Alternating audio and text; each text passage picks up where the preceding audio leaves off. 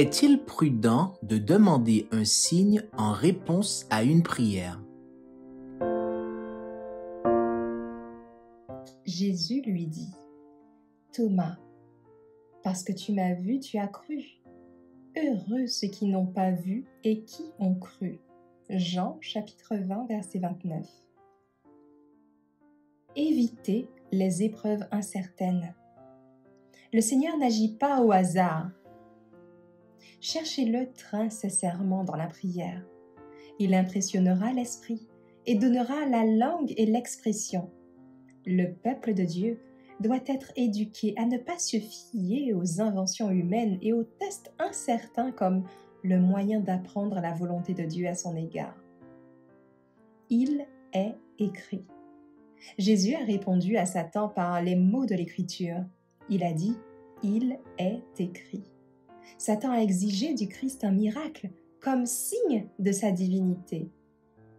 Mais ce qui est plus grand que tous les miracles, une confiance ferme en un « ainsi parle le Seigneur » était un signe qui ne pouvait pas être contesté.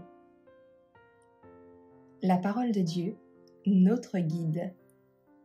La parole de Dieu éternel est notre guide. Par cette parole, nous avons été rendus sages pour le salut. Cette parole doit toujours être dans nos cœurs et sur nos lèvres. Le « il est écrit » doit être notre point d'ancrage. Ceux qui font de la parole de Dieu leur conseiller se rendent compte de la faiblesse du cœur humain. Le cœur est toujours en prière et ils ont la garde des saints anges. Des guides peu sûrs. Les impressions et les sentiments ne sont pas des preuves sûres qu'une personne est conduite par le Seigneur. Satan, s'il est insoupçonné, donnera des sentiments et des impressions. Ce ne sont pas des guides sûrs. Tous devraient se familiariser avec l'épreuve de notre foi. Et la grande étude devrait être de savoir comment ils peuvent orner leur profession et porter du fruit pour la gloire de Dieu. Aucun dispositif ou plan humain. Il n'y a pas d'œuvre fortuite chez Dieu dans la direction de son peuple. N'oublions jamais que ses providences guident dans toutes les circonstances de la vie et que, dans la détermination des questions importantes concernant son œuvre et son peuple, il n'y a aucune incertitude. Notre foi en Christ ne doit pas être changée contre un quelconque dispositif ou plan humain. Ceux qui ont foi en lui n'auront jamais recours à un jeu de hasard pour comprendre leurs devoirs. Dieu n'est pas glorifié par de telles expériences.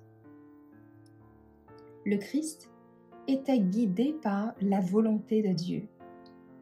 Avant qu'il ne vienne sur terre, le plan s'étendait devant lui, parfait dans tous ses détails.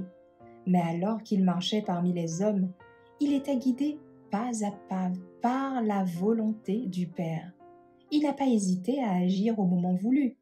Avec la même soumission, il a attendu que le moment soit venu.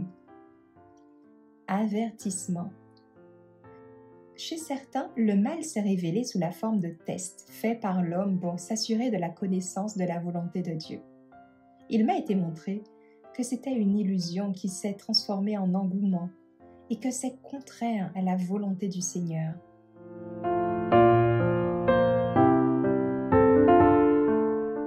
Prions ensemble. Ô Père éternel, lorsque nous dépendons de ta volonté révélée, telle qu'elle est écrite dans ta parole, nous ne faiblissons jamais.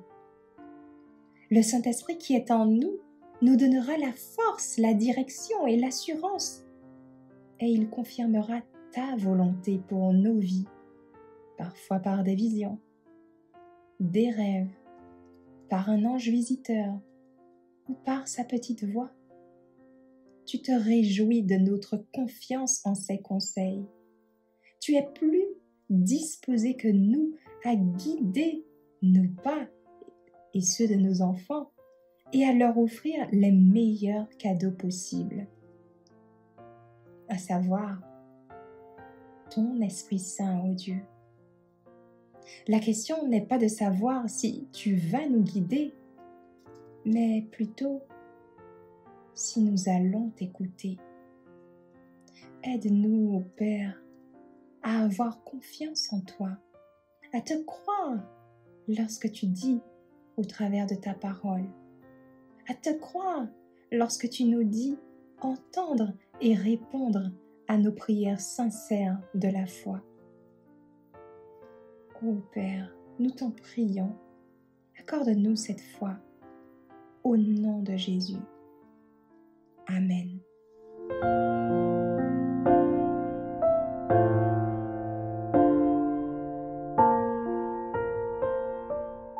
Merci d'avoir écouté cette présentation avec lereste.org.